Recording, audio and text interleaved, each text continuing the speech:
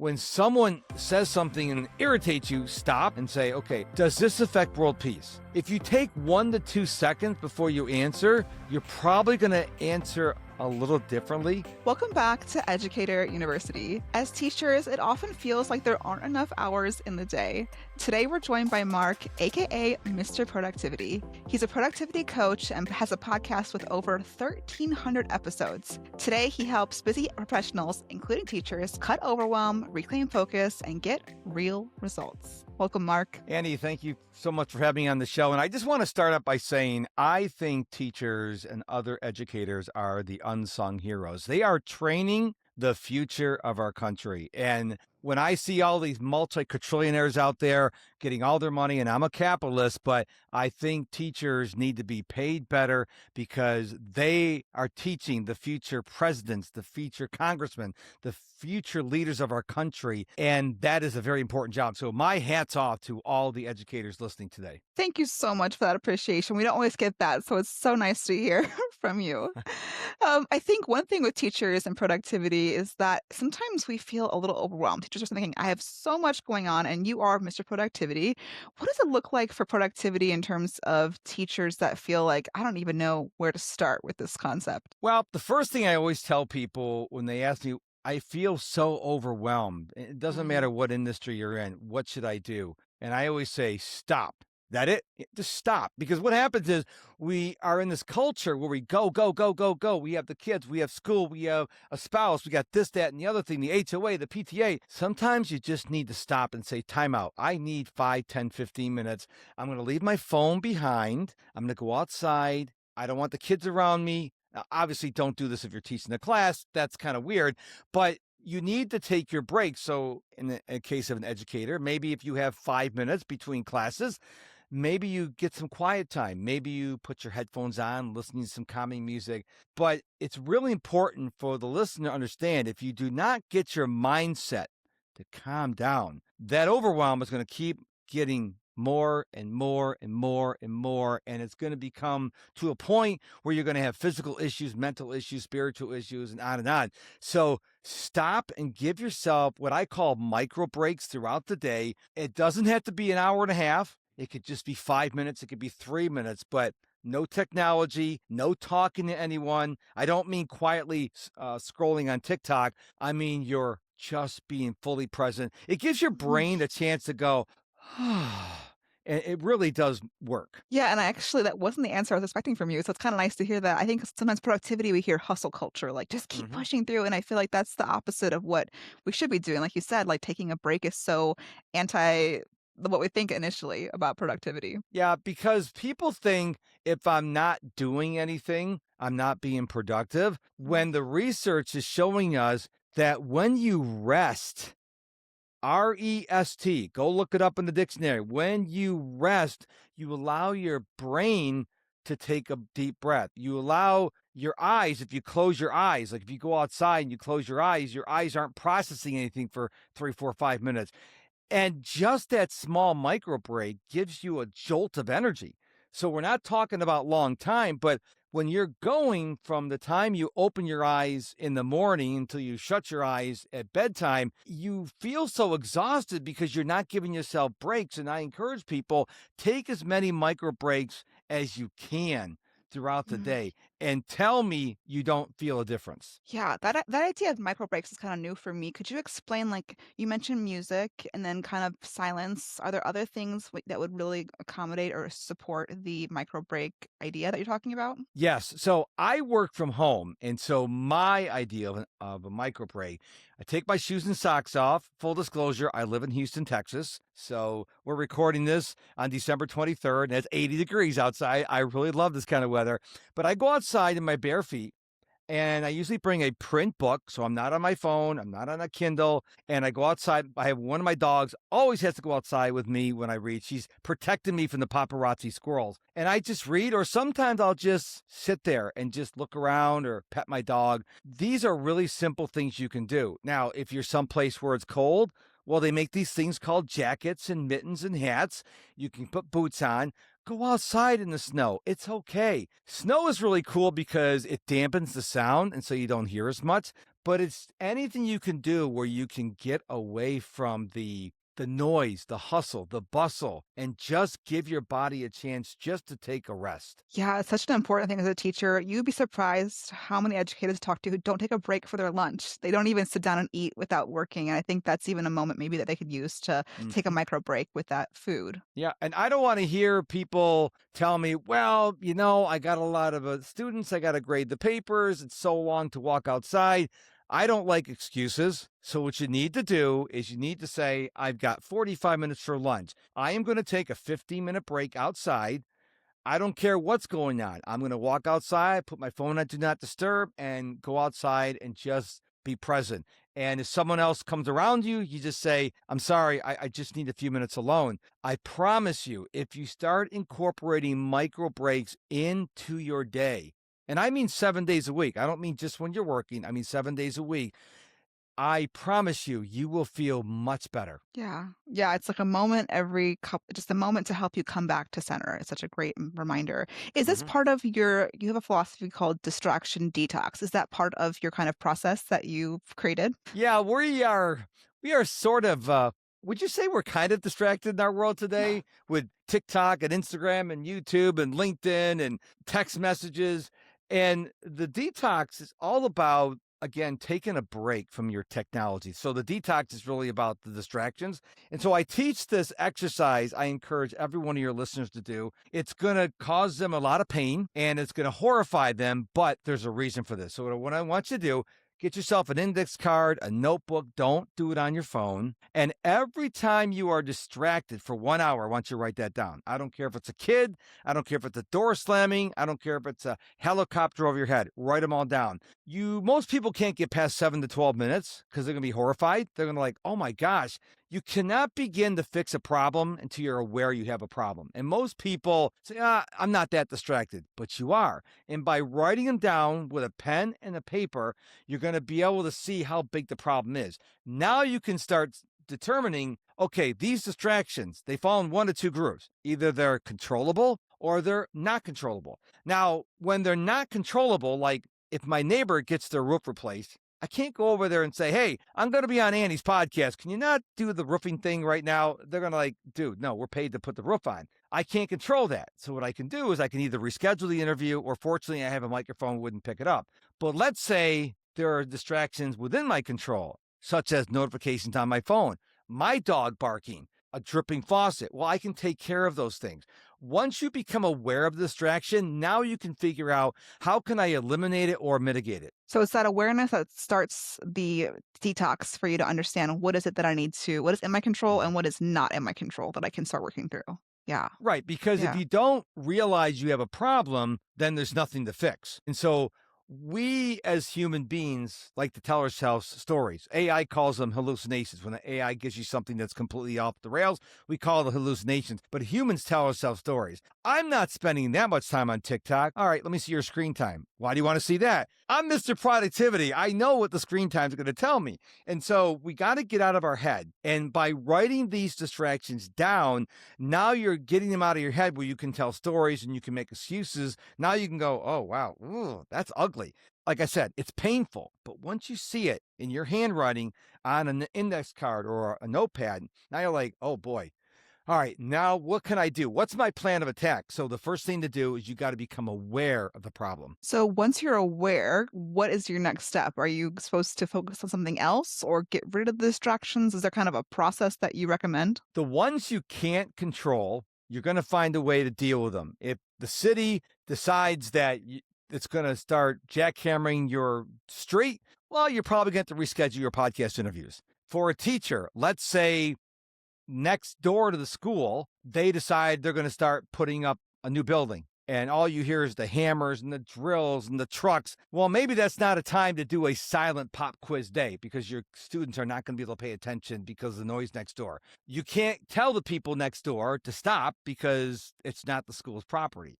You got to figure out a way to work with it. But for distractions within the classroom, for example, well, the teacher's in control. Now, maybe you have a disruptive student. Well, maybe they need to be talked to, or maybe they need to be sent to the principal's office. I get flashbacks when I was in school because just the threat of having to go to school would terrify, or the principal's office would terrify me. Nowadays, I have a lot of friends who are teachers.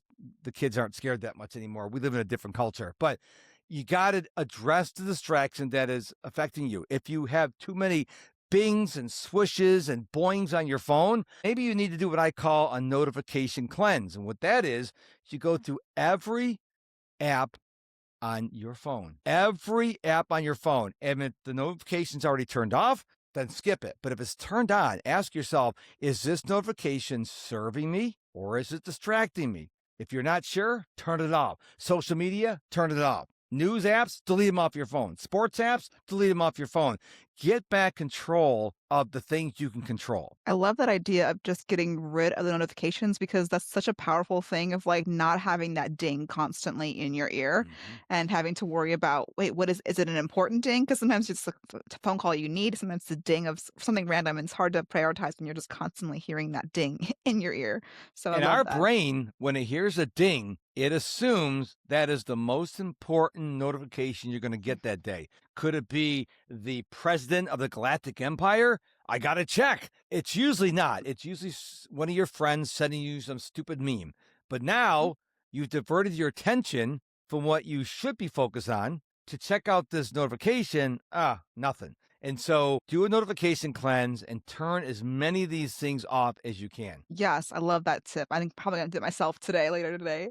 Um, I think along with kind of thinking of getting rid of the distractions, I think there's also like this misconception people have with productivity and busyness kind of being connected. Could you share a little bit about your opinion, especially as teachers? What does that actually look like in terms of being productive? And does it really mean being busy? You can be busy being productive, but just because you're busy doesn't mean you're productive. Now, I know that's a lot, so I'm going to say it again. You can be busy being productive, but just because you're busy doesn't mean you're productive. Think of the hamster on the wheel. It's chugging right along, ain't going nowhere unless it's doing a workout. I guess we could give it a little bit of a kindness and grace that maybe doing a workout. I don't know what hamsters do, but there is things that everybody listening to the show needs to be working on. And what happens is we get sucked into the allure of TikTok, of Instagram, of YouTube, of talking to our friends, of text messaging. But is that really moving the needle toward where you want to go? And I can't answer this for anyone listening to the show, but they know in their heart, yeah, 4 hours on TikTok probably is not going to get me toward my goals. And so, what you need to do is you need to be working, but you need to make sure you're working on things that you want to accomplish someday. So, I teach a 3 step process. You got to have a why, which feeds your goals, which feeds your plan. A lot of people come to me and they want to start with the plan. No, we got to have goals. Well, what are your goals based on? You're based on your why.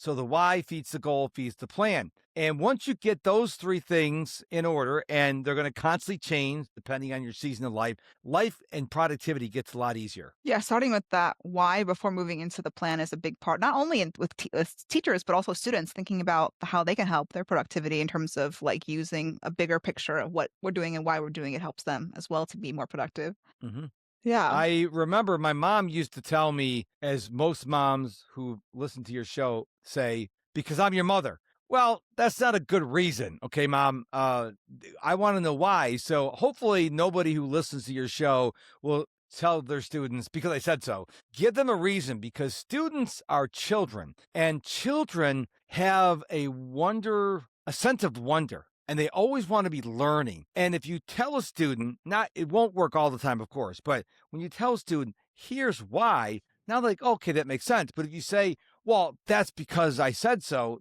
well, they have nothing to cling to. What does that mean? Because if every teacher tells them because I said so, okay, well, why? Why did this happen in history? Why did this happen in history? And then explain to them the why.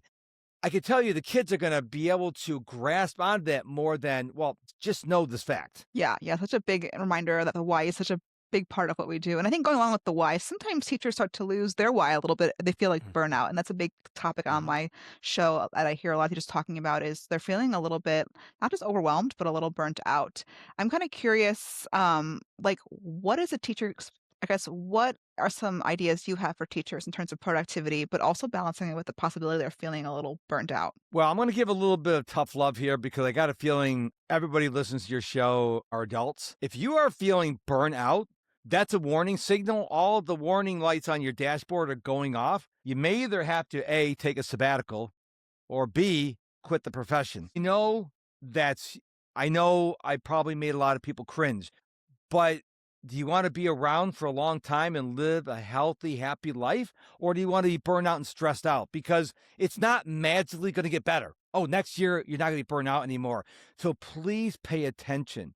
If you no longer have joy of going to work, like I love coming on podcasts like yours, I love coaching clients. If I ever got to a point where, like, you know what? I don't want to do this anymore, I would quit. Why? Because I'm not serving those people. But more than that, I'm 60 years young and I want to live to 120. And if I'm stressed, if I'm fatigued, if I'm experiencing burnout, it's going to shorten my lifespan. So Hmm. that's the first tough love I want to give people. I would start with maybe a week off, maybe a sabbatical, then maybe you need to change professions because you want to lower the stress level. We don't want to raise it. The second thing you can do is when you're away from school, maybe you give yourself, the Bible calls it a Sabbath. You don't do any work on one day a week. And I'm trying to practice this in my life because as a solopreneur, I'm working 7 days a week, 365 days a year. But now I'm actually trying to put into practice uh, the Sabbath. Now, you don't have to be a believer. I'm a believer, but you don't have to be a believer to take a day off and do nothing. No lawn work, no laundry, no dishes. Maybe you order in or pre cook your meals the day before and just relax because that one day of doing that, and I would also add limit the amount of times you're on your phone. You can watch movies with with your family and stuff. That's fine. But taking that one day break, even if you only do it every other Saturday or every other Sunday, it's going to give you so much space to breathe because then your brain is going to go, oh, we're kind of stressed now, but I know that we take a break this coming Sunday, I can make it to Sunday. Does that make sense? Yeah, I think that just it's kinda like you talked about micro breaks in the beginning of this conversation, but it's like taking a little bit bigger than a micro break, like a day break. It's kind of Yeah. expanding that concept to even like a little bit longer, and that creates that bigger sustainability for teachers. I think teachers are caretakers overall, a lot of people I talk to, and so it's hard for them to disengage from school or from taking care of people around them, and so it's like being able to unplug is such a big part of being sustainable in their career and in their life too, I think. So, I have a yeah. good friend of mine over in Sheffield, England, whose name is close to yours. Her name is Anne.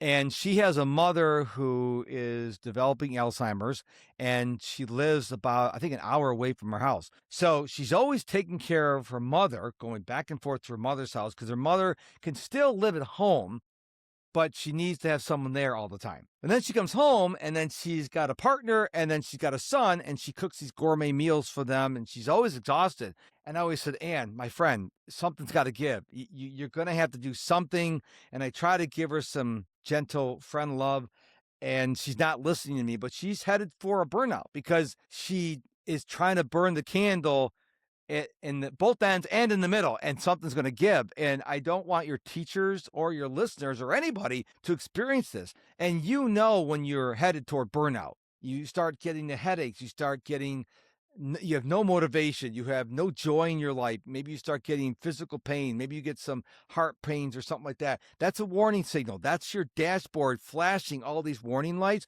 Please pay attention to these going off. Don't dismiss them. Don't say, well, I got to power through this because you may wind up in very serious health crisis. Yeah, that is a great reminder that we need to take care of ourselves, not only mentally, but also because it does affect us physically in terms of our health and our wellness. So I love that Right. reminder that you're giving teachers listening. I'm kind of curious um, with teachers, I'm thinking about how, maybe they're feeling like, okay, I'm making taking micro breaks, I'm taking macro breaks like in the day. But what can I do to be more productive throughout the day as a teacher? I'm lesson planning, I'm taking tests, grading tests, all the things. Do you have ideas like that you would give to teachers in particular that you'd be like, okay, productivity, this is something you should definitely do. The easiest thing you can do is what I call, I don't even have a name for this, but a micro mini break. So maybe your kids are taking the test, or maybe they're off to lunch, whatever the case may be. Just for 1 minute, just close your eyes at your desk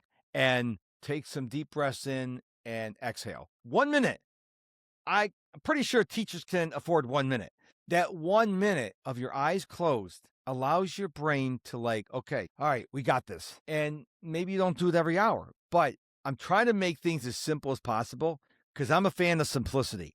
And I Mhm. want to give people who listen to the show simple tools they can use. That's why I don't say, here's 86 things they can do to lower overwhelm, because then they're going to be, I'm out. So I want to give them simple tools. So it's just 1 minute. You don't have to meditate. You can just literally close your eyes and just breathe in through your nose and exhale through your mouth for 1 minute. That is going to give you a natural boost of energy and give your brain a chance to relax, even for a minute. Yeah, such a great reminder. It doesn't take a lot of time to do that reset. It could be even a minute. So that's a great reminder. We've covered a lot in this episode about productivity and teaching and micro breaks. So many new terms that hopefully will, like our listeners will be able to take with them. Are there any final thoughts that we haven't covered that you want to share with teachers? Yes, I know teachers are very busy, but your physical health matters. So, as I alluded to earlier, I'm 60 years young, and I have been running at least 1 mile every day for 8.5 years. I get over 15,000 steps a day. My wife, a couple years ago for our anniversary, bought me a personal rebounder, which sits in our living room behind our couch so I can rebound while we're watching television. I will take cold showers every day. I will ground outside in my bare feet. You have to take care of your health. If you're going to take care of your family and your friends and your students, you've got to take care of yourself. You got to exercise. You don't have to run. Everybody thinks I'm a runner. They have to be a runner. No, you can walk. You can do a treadmill. You can get on the elliptical. You can put your headphones on and dance around the house. You can go swimming, go for a bike ride. The list is endless, but you've got to take care of yourself, because I can tell you, Annie, happy and healthy people are more productive people. Because if we're Mhm. always grinding, if we're always hustling, if we're never taking time to relax, if we're not taking time, like if these teachers are married, let the spouse take care of the kid and say, listen, I need an hour. I'm going to go out on the back porch, keep the kids indoors. I'm just going to sit there and have a cup of coffee, a spot of tea, my favorite beverage. I'm going to read a book and just, you need that decompression time, because I see so many people are being crushed by the increasing amount of pressure in our society today. And one of the ways to take care of this is to exercise. And I didn't take my health seriously until my mother was diagnosed with Alzheimer's in 2018. And then she lost her battle in 2022. And I think I was about 8 years ago. So I was like 52. As a wake up call for me. So don't wait for a wake up call. Please, today, start taking your health seriously. Now, if you've never run, don't go for a marathon today, but maybe a gentle walk. Start implementing these things into your life. And also, going along with that, I wear an Apple Watch. And one of the things the Apple Watch reminds me is every hour to get up and walk around for 1 to 2 minutes. I do this when I'm driving. If I'm driving from Houston to San Antonio, I will stop to take a break, because we are not created to sit behind computers for hours on end or in a classroom for hours on end. We're meant to move. And I just encourage people, you get one shot at this thing called life. And if you don't prioritize your health, you're going to leave behind a bunch of very sad people because you're no longer with us. And we don't want that to happen. So please, the ultimate hack to be more productive is take care of yourself, which includes getting enough sleep, consistent sleep. I'm asleep every night by 8:30 p.m. and I'm up every morning by 4:30 every day, 7 days a week. And it's consistency. So you take care of your body will take care of you. I love that reminder. And I think it's kind of that idea of we've talked about on my channel before is you got to put on your oxygen mask like if you're in a plane before you can help Yep. somebody else. And so you have to be not only mentally ready, but physically able to do that and to Mhm. support yourself. So yeah, what a great reminder. And by the way, I also have a rebounder. It's actually right here, a few feet away from me. Excellent. So I'm obsessed. Yeah, I love rebounding. It's fun. It's just fun too. Like you can't bounce a trampoline and not be smiling. It's just something that makes me happy, you know? No, it's great. The only thing is, if you're an Apple Watch and you're a data nerd like me, you got to keep the one arm dangling. Otherwise, you don't get credit for it. And I got to hit 15,000 steps. The most I ever had was 20,000 steps a day, because I'm one of these guys, unless my wife is with me, or even if she is, I'll park in the far parking spot. I'll drop her off near the door and I'll park at the far parking spot and I'll walk in, because someday I'm not going to be able to walk anymore. And so I want to walk as much as I can now. So I'm glad that you're a fellow rebounder. That's awesome. Yes, I've been doing it for a long time. It's a lot of fun, and it's so many benefits. That's a whole nother episode probably, but yeah, that's awesome. Yeah, and it's good on your knees as well because you're not like when I run, I'm like on trails and stuff like that, but on the rebounder, it's like a cushion, so it's really good for your knees. Yeah, yeah, so many benefits to it. Love that. And Yeah. and actually, if someone's listening, rebounding could be good because it's a lot of benefit in a short amount of time. I read that 3 minutes is enough to get like a Mhm. lot of the benefits. So it doesn't require hours and hours of working out for someone who's busy. So that's a good Yep. tip. Some fun questions for you before I ask you where they can find you. Just kind of Okay. you could answer in a word or as long as you'd like. Just to help the audience get to know us a little bit, get to know you a little better. The first question here is your favorite lunch. Ooh. Now, okay, this is gonna take more than a few words. So I Yeah, go for it. started going on keto about 3 months ago, but every 3 weeks I allow myself to go out and have a cheat meal. Any keto fans out there, don't save your hate mail. I know I'm not supposed to have this, but I there's a restaurant here in Houston called Culver's, and I go get those thick crinkle fries with a burger and a soft drink and a 3 scoop sundae. That it's enough to carry me through for the next 3 weeks. So I'll have to stay with a Culver's burger and fries. That is an awesome answer, and actually Culver's is from the Midwest, so I'm like, I know exactly what you're talking about. That's Okay, where very good. yeah, the custard and everything. Next question here is your best behavior management for a classroom tip or emotional regulation tip, whichever one you feel like you are more called to answer. I've got to channel my favorite, Judge Judy. She says, "We have 2 ears and 1 mouth, so we should listen twice as much as we speak." And a lot of people remember I said earlier in the podcast, we need to stop? When someone says something and irritates you, stop and say, "Okay, does this affect world peace?" I mean, because if you take 1 to 2 seconds before you answer, you're probably gonna answer a little differently. A lot of people they just jump right into the conversation. Well, stop, take a breath. I saw one podcast where they said, breathe deeply into your nose for 2 seconds, take another breath, haven't released it. You take another breath in, so it's like 3 breaths, and then you breathe out slowly through your nose, and then you answer. This gives your body a chance to go, all right, this isn't like the end of the world. Now we can calm down. Because a lot of people get in big trouble because they answer without thinking. And we need to slow our body down, slow our mouth down, so our brain can go, okay, I know what we could say. Maybe you don't say anything. That's the thing, but you gotta stop the mouth from opening before you hurt yourself.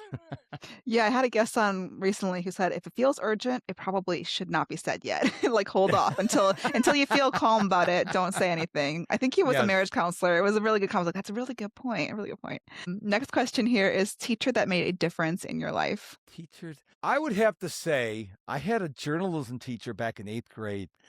And he used the phrase that I still use to this day. And back then, I didn't really appreciate it. When he did something nice for the class, he would say, "The milk of human kindness is dripping from my veins." And none of us kids in his class knew what he was talking about.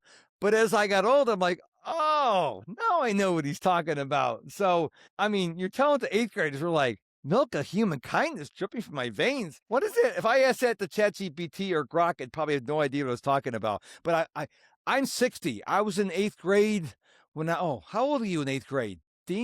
14? Yeah, around that, I think. Yeah. That's how many years it's been. I still remember that thing he said to me. And he made me fall in love with journalism. How cool is that? It's kind of what you do today in a way with being on the Yeah. air and having your own podcast. That's really, Yeah. really inspirational. Yeah. Last fun question here is the last lesson that you taught. Last lesson I taught was I just recorded the podcast and did a TikTok video on this. It's about sense of urgency. How is your sense of urgency? Because a lot of people, when they start something new, the sense of urgency is really, really high. And then, well, life happens and the sense of urgency kind of like gets smaller and smaller. And I just ask people, your sense of urgency for what you're going after, your goal, your dream, your aspiration, how high is your sense of urgency? Is the flame even alive anymore? Is it blown out? So ask yourself, how is my sense of urgency? Because if your sense of urgency is low, you may not be really interested in that thing anymore, which is okay. Yeah. Kind of like allowing yourself to move on potentially or pivot. as you move Yep. forward. Yeah, what a great lesson. Yeah. Last question here is where can my audience find you? I will also link it right below this video or whenever you're listening. One-stop shop, MrProductivity.com, MISTER. You do have to spell out MrProductivity.com. You'll find on there my free 10-question productivity scorecard. I encourage everybody to take it. It takes you less than 3 minutes. I will send you your score. Remember what I said earlier. Half the battle is understanding where you're struggling. This scorecard will tell you where you're struggling, and then you can decide what to do next. You can also find out about my podcast, where I am on social media, sign up for my email newsletter. Everything is over at MrProductivity.com. Well, Mark, thank you so much for coming on today. You've taught us so much about productivity, and I'm excited to use the micro break and get my notifications figured out after this podcast. So thanks again for being on the show.